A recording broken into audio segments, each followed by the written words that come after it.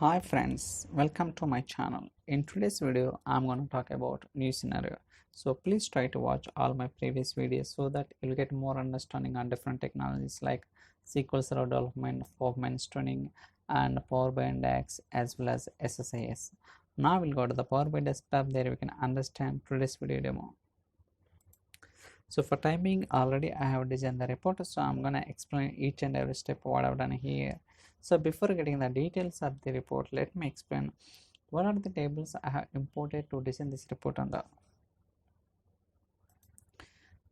category, customer, dim geography, dim product, sales territory, dim date, internet sales, subcategory.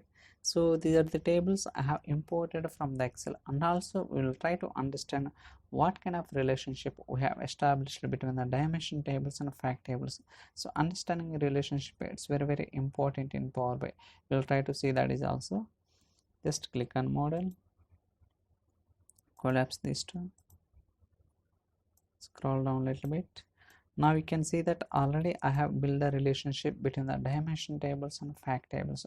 For example, if I place the mouse over here, we can see that based on the product key column between the dim product and the internet sales, I have enabled the relationship. Even you can understand what kind of direction it is. It's like one direction to many direction. It means that filter propagation flowing from the dimension table to the fact table. Likewise, we can enable the relationship. Even you can enable both the direction, but it's up to the requirement. So we'll try to speak all kind of options that are available in the Power BI desktop model in coming videos. For timing, we'll try to understand today's report only. Just click on report. Now you can see that this is the table and this is the slicer. These are the card visuals. Okay, so what I have done here is, so I'm trying to find the number of customers each occupation type. So we have different types of occupation type on clerical, management, manual, professional, and skilled manual. So each occupation type, how many customers are there, and what is the percentage of customers count. For example, so in total, if you look at here, so total customer count is 18,400. So each occupation type, how number of customers. So in this, clerical is 2,927, management 3,000 plus, manual 2,000 plus. So likewise, each occupation type, these are the number of customers. So in this measure, I am trying to find the total number of customers. Okay, in this measure, I am trying to find, so each occupation type, how many customers are there. Each occupation type, how many customers are there. But in this measure, I am trying to find the total number of customers count instead of each occupation type. And here I am taking the percentage of contribution for each occupation type. In this occupation type, this number of percentage of customers. In this one, 16, 12, 29, 24. Like that, I am finding the percentage of customer count. But in this measure, I am trying to find the what is the total sales for each occupation type. Okay, so these are the number of customers. These customer sales are this much. Here 3,000 customers, this sales is this much. Like each occupation type, what is the total sales. In this measure, I am trying to find the overall customer sales. All customer sales, how much? 2874,580. So here, based on each occupation type, how much percentage of contribution.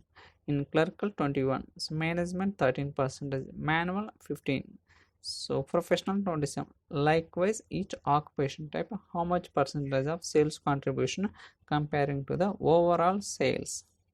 So here same thing I am displaying here. So in this card visual, I am just displaying the what is the total sales. In this card visual, I am displaying the number of customers in the dimension customer table. So based on the slicer, we can see so whether it is affecting or not. For example, in this date range from 2001 to 2004, so this is the number of customers, total sale. For example, if you want to filter the data based on the dates range, we'll try to see that is. For example,